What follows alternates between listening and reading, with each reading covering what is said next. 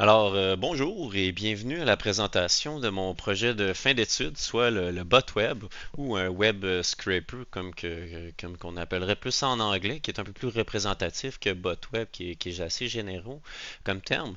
Euh, Fait que voici en fait là, c'est ça mon application. Comme vous pouvez voir là, c'est dans un canvas là, c'est habillé d'un canvas très moderne afin là, en fait de présenter les informations à l'utilisateur, mais également de guider sa décision et au niveau de la recherche et de gérer là, les erreurs là, auprès de l'utilisateur. Cette application-là, là, comme je l'avais mentionné dans la partie 1 de mon projet de fin d'études, c'est vraiment là, le but, c'est de trouver des pièces d'ordinateur là, au meilleur prix possible afin de bâtir un ordinateur. Moi, quand j'avais commencé le projet, j'étais justement là, dans un projet là, de remettre à jour mon PC. Puis au final, c'était un rebuild complet. Là. J'ai juste, en fait, j'ai juste réutilisé un disque NVMe, là, c'est à peu près tout ce qui est resté de l'ancien PC. Puis sinon, tout a été là, remis à neuf à ce niveau-là. Puis comme je vous disais, là, c'était un très beau projet, une très belles aventures, mais également quand même certains défis pour valider là, que toutes les différentes pièces fonctionnaient ensemble, tu sais, que ce soit la taille de la motherboard dans le case, la carte graphique, le processeur avec la motherboard, c'est name it. Il y a vraiment plusieurs là, choses à considérer. La taille du PSU, la longueur de la carte graphique. Il y a vraiment beaucoup d'affaires là, à faire aligner pour qu'un PC fonctionne. Tu ne peux pas tout simplement là, acheter des pièces à gauche et à droite sans regarder les spécifications. Puis un peu, moi j'avais en tête que cette application-là m'aiderait là, à accomplir cette tâche-là. Bien évidemment, le PC était bâti pas mal. A été terminé là, avant même que le projet soit terminé ou sérieusement entamé. Puis à l'époque où est-ce que mon PC, mon nouveau PC était terminé, l'application retournait là, en fait là, juste des données brutes. En effet, là, ça a été assez rapide pour moi là, de créer l'algorithme là, de web scraping, environ 4 semaines, 4 à 5 semaines.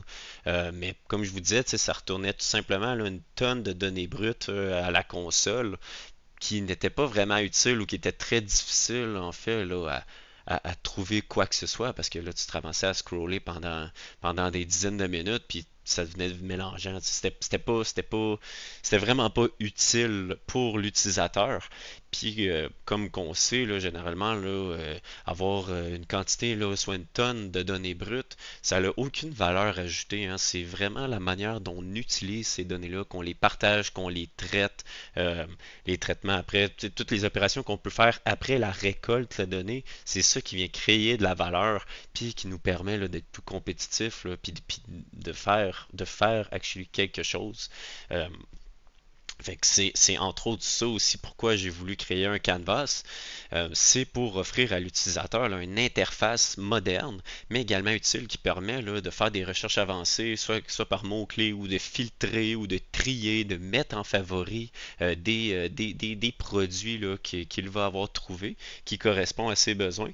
Pour après ça, ensuite, s'il désire, là, il peut l'exporter là, dans un fichier XML là, pour le sauvegarder de manière permanente, puis là, en fait, là, aller faire sa liste de magasinage. Fait que, continuons ici. Puis en fait, avant de continuer, là, j'aimerais juste mentionner, moi, c'est l'aspect de la programmation, c'est ça qui m'intéresse davantage de l'informatique, parce que la programmation demande une grande résolution de problèmes. Tu sais, c'est un peu en quelque sorte faire un casse-tête, mais on pourrait également comparer ça à bâtir une maison, faire de la mécanique de voiture, tout ça. Euh, il y a des processus, il y a des méthodologies, il y a des recettes qui te permettent d'accomplir certaines choses, mais pendant ton parcours, tu vas rencontrer toutes sortes de problèmes que tu vas devoir résoudre pour avoir une application finale qui fonctionne sans erreur et que s'il y a des erreurs, ben, qu'il y a une gestion des erreurs pour l'utilisateur. Fait que là, commençons. Euh, Interface moderne, on a également plusieurs liens d'encre qui viennent vraiment en fait rajouter un certain dynamisme. Fait qu'on peut là, appuyer sur plus Alors maintenant, pour la présentation là, du fonctionnement, mais également des dépendances, des performances, de la limitation et des fonctionnalités là, un peu plus avancées de l'algorithme, nous nous retrouvons ici. J'ai vraiment voulu là, faire un genre un peu comme une foire aux questions qui est très, qui est dynamique pour l'utilisateur et qui permet en fait de dévoiler l'information seulement si on la désire. Et ça l'empêche également là, qu'on se retrouve là, avec plusieurs pages de texte qui est lourd à lire, qui est difficile, puis qu'au final, au niveau de la programmation web, l'utilisateur, il lira pas, là. Généralement, là, je pense qu'une règle qui s'applique en web, là, c'est quand que c'est passé là, 3-4 lignes, l'utilisateur, il prendra même pas la peine de lire parce que c'est juste trop lourd, là. Fait que le plus léger possible, c'est ça qu'on désire faire là, en programmation web. Par ailleurs, là, voici, en fait, je vais vous présenter le principe et le fonctionnement là, de l'application là, de web scraping. Ça se passe vraiment en plusieurs étapes, hein. La première étape, en fait, on peut, on peut généraliser ça de manière, on récupère les données. En fait, on effectue une recherche, on récupère les données, on nettoie les données. Après ça, on sauvegarde les données pour après ça afficher les données dans notre interface, là. Principalement, c'est ça les 5 étapes principales.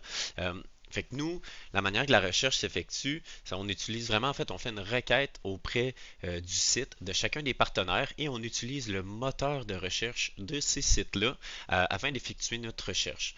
Fait que, puis ça nous permet en fait là, sur chacun des sites de récupérer tous les produits. Puis nous, dans le fond, c'est ça, c'est une fois que les produits ont été chargés sur le site, là, on récupère l'intégralité du code HTML de la section produits du site. Pour après ça, là, on va louper là, à travers chacun des conteneurs de produits du site en question pour ensuite là, utiliser le parsing pour récupérer les éléments importants comme le titre, le prix, le lien URL, l'image, la disponibilité, là, toutes les informations qu'on a besoin, là, on les récupère ensuite pour, euh, pour les collecter. Fait qu'il y a vraiment beaucoup de nettoyage de données là, qui doit être fait avec le web scraping. Si on peut pas y échapper, c'est son fonctionnement. C'est comme ça qu'il s'effectue. Puis une fois que les données sont pardonnez-moi, une fois que les données sont nettoyées, ben là, sont sauvegardées dans une liste de dictionnaires de données qui ensuite là, sauvegardées à la base de données et chargées là, dans l'interface utilisateur. Bon, au niveau des dépendances du système, là, en fait, on utilise là, le micro framework, le Flask, pour faire tourner notre application. C'est vraiment, là, en fait, c'est ce qu'on a vu là, dans le cadre là, de ce programme. Là, je crois que c'était le cours INF 2020, programmation à Python là, et jeux vidéo. Là, je me souviens plus exactement du nom. Bref, fait qu'on utilise Flask et également SQLite 3 qu'on avait vu dans le même cours. SQLite 3, ça c'est une base de données là, légère là, qui nous permet là, en fait de sauvegarder là, les données et de les charger ensuite. Dans les phases initiales du projet, là, on avait en tête, là, en fait, j'avais en tête de potentiellement sauvegarder plus les données, là, les produits, soit en JSON, en XML local, en fait, c'est que ça permettait pas nécessairement là, de faire des recherches avancées puis de trier les données aussi facilement. Fait que, ça leur aurait demandé beaucoup de travail. Fait que c'est pour ça que c'était assez logique là, de mettre en place une base de données, surtout quand c'est assez facile, là, comme avec SQLite 3. Là, tu sais, là. Par ailleurs, la plus grande des dépendances du système, c'est avec Selenium et les Chrome drivers. Chrome Driver, c'est juste c'est un driver qui permet de l'automatisation là, du navigateur Chrome. Firefox ont également un driver similaire à ça. Puis ça, dans le fond, ça permet à certains algorithmes là, d'accéder au site des partenaires, là. Spécialement dans le cas où il y a un chargement dynamique des données, fait que les données sont chargées là, en DOM ou en JavaScript, peu importe. Fait ils ne sont pas présentes sous forme de code dans le chargement initial de la page. C'est vraiment un second temps que les données sont apportées. Ça permet de récupérer ça. Également, ça permet pour les sites qui ont une pagination dynamique ou que pour les sites qui ont certains pare-feux qu'un web scraper conventionnel ne pourrait pas fonctionner dessus. Fait que ça, c'est vraiment là, Selenium, c'est le backbone en quelque sorte là, de notre algorithme. En fait, 3 des 5 partenaires là, que nous utilisons, nous devons utiliser là, Selenium là, pour récupérer là, leurs produits. Maintenant, au niveau de la performance de l'algorithme, là, j'aimerais vraiment mentionner que Selenium et CombDriver, il y a le plus grand impact négatif sur la performance du système parce qu'il y a vraiment en fait là, un temps de chargement du driver. En fait, il y a l'initialisation, le chargement de la page, le chargement des produits avec la pagination dynamique qui doit se faire à chaque fois. Puis après ça, il y a un temps qui est alloué à la fermeture du driver. Fait qu'il y a beaucoup de temps mort qui ajoute une certaine lourdeur là, à la performance de notre programme. Euh, Ça pour réduire le temps d'attente parce que en fait en programmation en séquence, quand que j'avais effectué exemple une recherche là, telle que Tough Gaming sur tous les partenaires, je me suis ramassé avec plusieurs milliers de résultats, mais ça avait également pris environ un peu plus de 2 minutes pour récupérer tous ces résultats-là. Fait que vraiment, la performance était l'addition du temps de récupération de tous les partenaires. Puis c'est pour ça en fait qu'on a mis de l'avant là, la programmation là, en parallèle ou en simultané. Comme ça, la performance est réduite en fait au temps de récupération du partenaire qui est le plus lent. Fait que ça sauve quand même là, beaucoup de temps. Fait que ça, on passe de 2 minutes au final à 30 secondes. Et dans le cas où on choisit un partenaire spécifique comme Newegg ou PC Canada, on peut récupérer 1000 résultats en l'espace de 2 secondes. Fait que c'est vraiment Selenium qui a le plus grand impact là, négatif sur la performance de notre système et qui est à considérer là, à ce niveau-là. Je parlais également de pagination dynamique. Euh, un peu plus tôt. Dans le fond, la pagination dynamique, là, ça pourrait être comme Best Buy, que eux, il faut que tu ailles en bas de page, puis tu cliques sur le bouton afficher plus de produits. Tandis que pour Canada Computer, ben ça c'est un infinite scroll, une sorte de pagination où est-ce que tu dois simplement l'utilisateur, une fois qu'il arrive en pied de page, le site web il détecte que l'utilisateur est rendu au pied de page et il load automatiquement une nouvelle série de produits. Encore une fois, quand tu appuies sur ces boutons-là, c'est une requête là, en Ajax sur leur site web à eux qui va charger plus de produits à la base de données. Bon, fait que ça, c'est à chaque fois qu'on charge une nouvelle page, il y a comme quand même 1 seconde ou 2 secondes de temps mort qui est alloué à ce chargement-là. Puis ça, de notre côté, nous, on peut rien faire avec ça parce que c'est vraiment euh, c'est du temps qui est créé sur le site du partenaire. Fait que ça l'impact, comme je vous dis, négativement les performances de notre programme à nous, mais c'est quelque chose qui est hors de notre juridiction. En termes des limitations, là, il y a plusieurs limitations, là, notamment liées là, au web scraping. La plus grande, le plus grand problème, en fait, c'est que vu qu'on récupère le code HTML d'un site, on est directement là, affecté là, par tout changement, là, que ce soit la structure du code HTML ou au nom des classes là, CSS. Fait que, tu sais, dans l'éventualité où, exemple, on récupère le prix pour tous les partenaires, mais dans l'éventualité où ils changent le nom de la classe à prix à MyPrice, par exemple, on ne serait plus en mesure de récupérer le prix pour ce partenaire-là. Puis il faudrait en fait ajuster là, l'algorithme, ce qui implique d'analyser visuellement et manuellement le code HTML du partenaire afin de déterminer l'ordre des balises exactes pour faire fonctionner notre algorithme à nouveau. Fait que ça, c'est la plus grande des défaillances du web scraping, mais encore une fois, on ne peut pas vraiment y échapper parce que c'est le fonctionnement en soi là, de l'algorithme. Tu sais, il y a plusieurs. En fait, il y a une technique qui me vient en tête qu'on pourrait passer ça. Ça serait d'utiliser, exemple, un API. Euh, euh, Best Buy là, et Amazon ont ce type d'API-là où est-ce que toi, basically, tu te connectes, tu te fais un compte puis tu dois les payer pour avoir accès à cette API-là puis récupérer directement les produits. Là. Autrement dit, c'est eux qui t'envoient les produits pour que tu puisses l'afficher sur ta propre plateforme. Fait que ça, c'est une manière de contrevenir. La deuxième limitation, là, c'est au niveau de la mise en ligne là, euh, du site web. Comme je vous dis, là, la programmation, l'application utilise beaucoup Selenium et Chrome Driver. Puis ça, en fait, on peut pas, un serveur distant ne peut pas demander à un client de charger ces types de programmes-là ou un serveur distant ne peut pas prendre contrôle automatiquement du navigateur d'un utilisateur. Tu sais, c'est une brèche de sécurité là, assez importante. Puis en fait, là, les navigateurs ne permettent pas ça.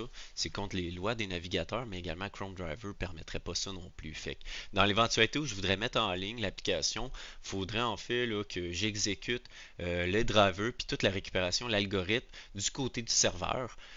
La récupération, le traitement, tout s'effectue côté serveur et on ne fait qu'envoyer les résultats là, à l'utilisateur en soi, là. Fait que ça serait la méthode là, de pallier à ça.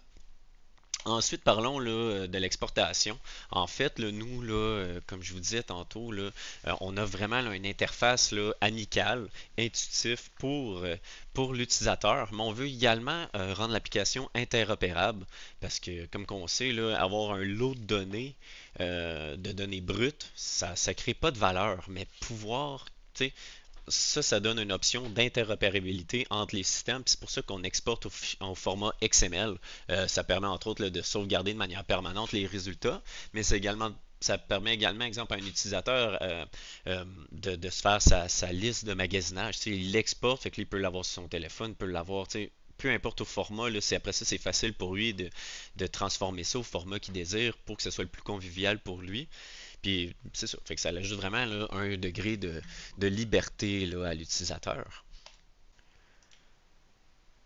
Alors, voici ce qui conclut là, la présentation là, en fait, la présentation du fonctionnement de l'application. On peut maintenant passer là, dans le croustillant, soit l'algorithme et son fonctionnement en soi. On commence à l'étape numéro 1 là, avec la récupération des résultats. Si on clique ici, là, on peut voir, là, en fait, on a notre formulaire de recherche. Comme vous voyez, là, le design est très minimaliste. C'est un peu puriste. Le but, c'est vraiment là, de focaliser l'attention là, du client ou de l'utilisateur sur la tâche à accomplir. Fait que dans le cas échéant, on met vraiment de l'avant là, en fait, deux questions, soit l'objet qui est à rechercher, puis les partenaires. Ça fait que c'est vraiment simple mais efficace. Puis le but, c'est ça, c'est de focuser l'attention là, du client là, à ce niveau-ci. Euh, Quelque chose que j'aimerais mentionner, c'est toute l'exécution des formulaires, que ce soit pour la recherche ou pour, vous allez voir la page suivante, là, pour les recherches avancées. C'est un call en Ajax qui se fait là, à partir de l'interface. Ça permet en fait d'aller récupérer là, les résultats là, sans là, modifier quoi que ce soit là, l'état visuel de notre interface. Fait que, tu sais, pour l'utilisateur, en fait, ça se fait un peu comme par en arrière, par magie, sans affecter là, ce qu'il voit, sans recharger la page ou tout ça. Fait que commençons ici par une première recherche. Comme vous pouvez voir, on en a déjà fait quelques-unes ici. Fait qu'on pourrait, mettons, cliquer là, on va recliquer là, pour la 570 Ti, euh, soit de la nouvelle génération là, de cartes graphiques là, de Nvidia. Et ensuite, on peut là, choisir là, notre partenaire. Ici, là, nous avons le Newegg, Canada Computer, PC Part Picker, Best Buy et PC Canada. Ça, c'est cinq des partenaires principaux là, ou des cinq seuls, là, les plus grands, je vous dirais, là, qui sont disponibles ici au Canada. On aurait pu également ajouter Amazon. Ça aurait été une bonne addition, je crois. Tandis que certains autres pardonnez-moi, certains autres partenaires qui auraient pu être très intéressants, mais qui livrent seulement aux États-Unis. Fait que dans notre cas, c'est pas intéressant, mais aussi ça aurait pu créer en fait là, des problèmes là, au niveau de la récupération des prix, où est-ce qu'on aurait récupéré des prix là, qui sont là, affichés en dollars américains, donc il aurait fallu faire la conversion en dollars canadiens. Mais tu sais, même si on récupère, même si on fait cette conversion-là, qu'on récupère les produits, les prix et compagnie, on n'aurait pas pu livrer là, ici là, au Canada. Fait que, tu sais, à moins qu'on décide de faire un voyage pour aller tout acheter à un magasin aux États-Unis, ça ne fonctionne pas à ce niveau-là. Fait qu'on a vraiment mis l'accent sur ces cinq-là. Puis bien évidemment, on peut faire une recherche auprès de tous les partenaires, là. Comme je mentionnais tantôt, ici, la recherche sur tous les partenaires se fait en simultané, de manière à faire en sorte que la performance est réduite là, au temps du partenaire qui est le plus long. Fait que le temps de récupération le plus long auprès d'un des partenaires.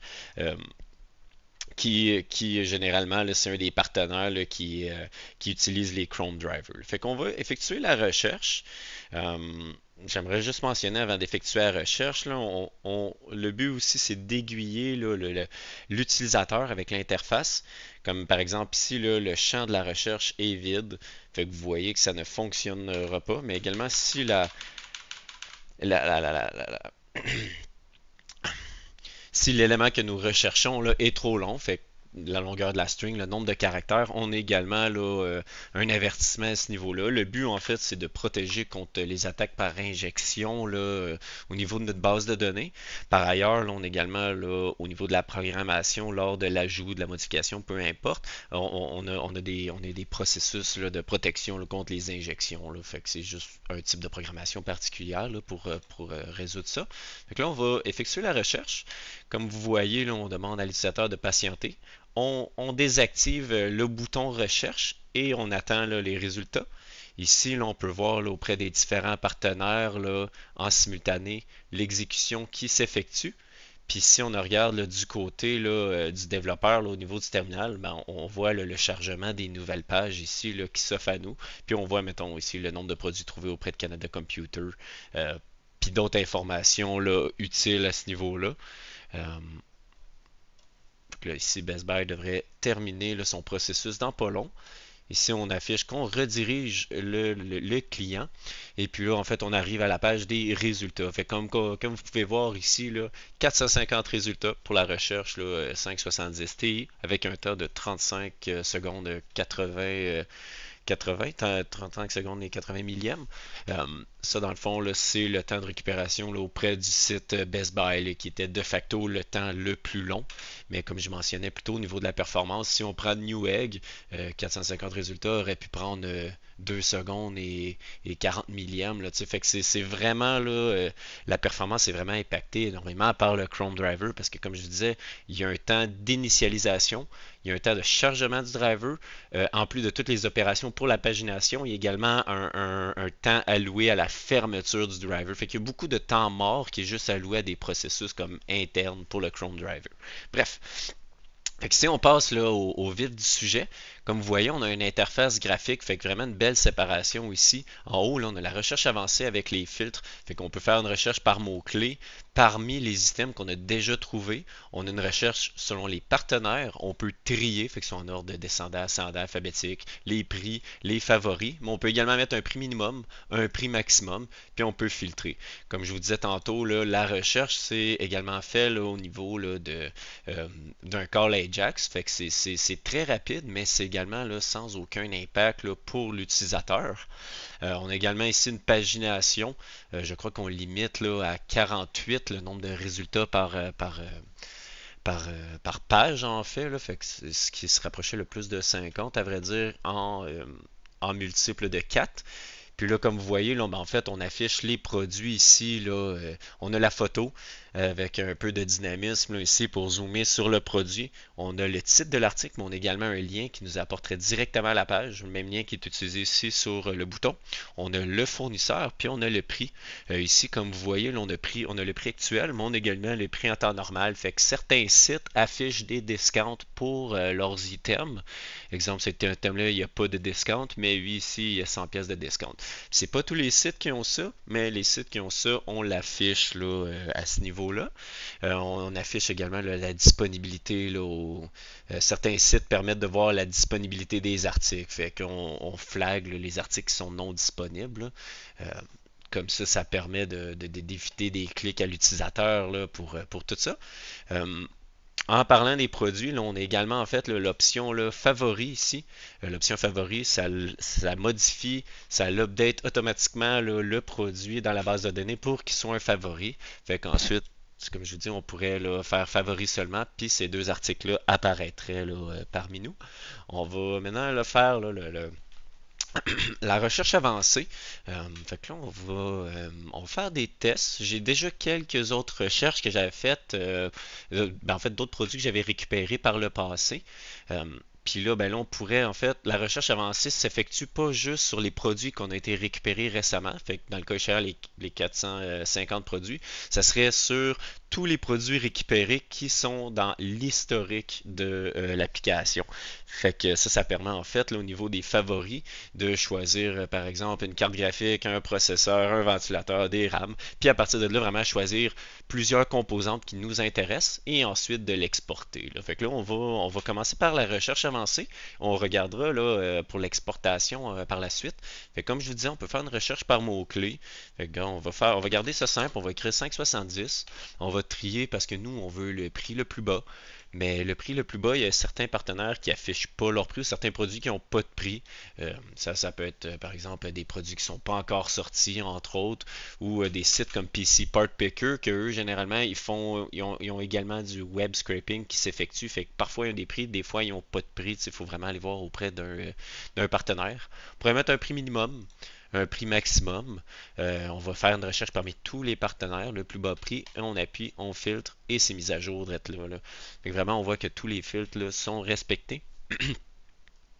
Puis là, on peut choisir, comme je vous disais, là, le produit là, qui nous intéresse. Fait qu'ici, on voit là, à 1089, là, ça c'est le MSRP, là, soit le prix suggéré pour l'article ici au Canada. Ici, on en a un qui est vraiment pas cher. Fait que, écoutez, on va le mettre là, en favori. Ça m'intéresse, mais on va mettre lui aussi. Les deux semblent être disponibles. Euh, c'est ça. Au niveau de l'interface, qu'est-ce qui est bien là, en fait là, puis je vais souligner que tu sais, quand on met à jour, quand on fait les filtres, c'est bien important au niveau du développement d'une application que ce soit persistant. Tu sais, fait que pas juste qu'on perde ces filtres-là, mais que l'utilisateur peut voir la recherche qui a été faite en fonction de tous les filtres. Là. Ça, c'est vraiment important. Puis ça, c'est les filtres qu'on passe ici là, en paramètres. On voit également le nombre de résultats pour la recherche du mot-clé. Bref, un autre détail important, puis ça, c'est pas demandé dans le cours, mais l'application est entièrement responsive. Ça, comme je vous disais initialement au début de la présentation, c'est juste pour avoir un canvas moderne là, pour notre application. Puis même si c'est pas demandé dans le cadre de ce cours, c'est quelque chose qui, au niveau dans le milieu professionnel, c'est la base. T'sais, en 2025, un site web responsive français-anglais, c'est sensiblement la base. Bon, ici on n'a pas français-anglais, mais ce n'était pas nécessaire, vraiment pas pour le scope de notre opération. Euh, on va effectuer d'autres tris. Tantôt, j'avais effectué plusieurs favoris déjà. Fait que si on met favoris seulement, vous voyez que on a les différentes pièces. Puis si j'enlève lui, je pourrais juste se remettre à jour. Merci, bonsoir. Là. Fait que, on garde vraiment les pièces qui nous intéressent à ce niveau-là. Je crois qu'ici j'ai un doublon. Fait qu'on va juste faire ça. Et voilà. Fait que là, déjà ici, j'ai quelques pièces qui m'intéressent. Ces pièces-là, je pourrais décider de les exporter. Hein? Fait que mettons, on va, juste pour habiller un peu le champ, on va faire ça, ça, et on va faire filtrer premièrement. On va exporter. Comme ça, c'est sauvegardé. Ça a été envoyé juste ici. Et si on ouvre, là, on peut voir là, que, en fait, on ouvre le fichier XML. Puis on peut voir en fait là, plusieurs balises, entre autres la recherche, mais on peut voir tous les fils qui ont été appliqués à la recherche pour obtenir ces résultats-là, afin de les reproduire, entre autres. Puis on peut également, là, en fait, ensuite on voit chacun des produits. Fait que, favoris sont tous à 1 parce que c'était notre fil. S'ils sont disponibles dans le cochon, oui, on a le lien, le prix régulier et tout ça. Là. Fait que c'est vraiment très complet. Puis ça, c'est vraiment dans l'optique là, de l'interopérabilité là, de l'application. Là. Alors maintenant, pour la dernière section de cette présentation là, de mon application de web scraping, j'aimerais vous présenter là, en fait le code source, soit le back-end là, de mon application. Mais en fait, là, tout commence là, à partir du fichier là, app.py ici, que comme qu'on voit, il est vraiment au root de notre dossier, là, au web scraper. Dans le fond, ça, là, c'est vraiment ici qu'on fait l'initialisation de l'application, qu'on fait la gestion des pages avec les différents là, URL, mais également la gestion des différentes méthodes là, de l'application. Que ce soit pour la recherche de produits, le filtrage, l'ajout des favoris ou l'exportation XML, comme pour la mise à jour là, ou la suppression en fait de l'historique de recherche. Fait que c'est vraiment tout ici qui est contrôlé. C'est la première étape du back-end. Puis c'est ça en fait qui va diriger là, après ça, là, selon chacune des méthodes, qui va envoyer là, à d'autres classes ou à d'autres fonctions là, pour le fonctionnement. Fait qu'on peut l'initialiser ici. Comme qu'on voit là, En fait, là, on voit en fait que le less est compilé en CSS et que la base de données était initialisée avec succès. Ça fait en fait appel là, au app init manager. Fait que ça, ce qu'il fait cette application-là, c'est qu'il va là, compiler notre code less en CSS afin d'être lu et utilisé par l'application. Et de plus, là, en fait, là, c'est qu'il vérifie là, la présence de la base de données. Sinon, ben, il va tout simplement la créer, là. Fait que ça, en fait, c'est quelque chose qui est important. Puis c'est aussi dans l'optique de gérer les erreurs là, au niveau du lancement de notre application. Euh, Là, comme je disais, là, en fait, la compilation du less en CSS, mais en fait, le code less, qu'est-ce que c'est? C'est du CSS, tout simplement, c'est imbriqué. Fait qu'on peut voir que les classes sont une dans l'autre. Ça rend en fait vraiment là, la chose très facile à travailler, à maintenir. C'est super lisible, c'est très convivial. Euh, Au final, c'est juste très moderne comme manière de travailler du CSS.